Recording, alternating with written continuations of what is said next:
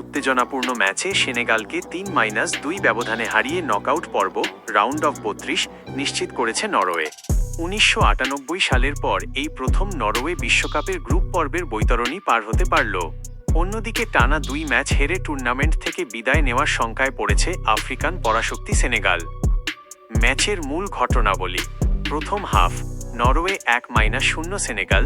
ম্যাচের শুরুতেই 13 মিনিটে রাইট ব্যাক জুলিয়ান রায়ারসন চোট পেয়ে মাঠ ছাড়লে বিকল্প হিসাবে নামেন মার্কাস হোমগ্রেন পেডারসেন।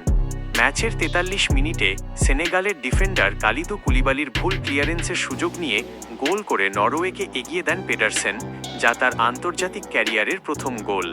দ্বিতীয় হাফের রোমাঞ্চ। দ্বিতীয়ার্ধের শুরুতেই 48 মিনিটে মার্টিন ওডেগার্ডের চমৎকার থ্রু বল থেকে ট্রেডমার্ক ফিনিশিংয়ে নরওয়ের ব্যবধান দ্বিগুণ করেন আর্লিং হালান্দ। সেনেগালের প্রতিরোধ ও হালান্দের জোড়া গোল। 53 মিনিটে সেনেগালের হয়ে ব্যবধান কমান ক্রিস্টাল প্যালেসের ফরোয়ার্ড ইসমাইলা সার। তবে এর ঠিক 5 মিনিট পরেই 58 মিনিটে আবারও জ্বলে ওঠেন হালান্দ।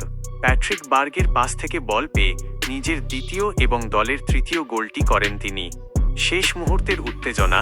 নির্ধারিত সময়ের খেলা শেষে ইনজুরি টাইমের 93 মিনিটে ইসমাইলা সার নিজের দ্বিতীয় গোলটি করে ম্যাচ জমিয়ে তুললেও সেনেগালের হার এড়ানোর জন্য তা যথেষ্ট ছিল না।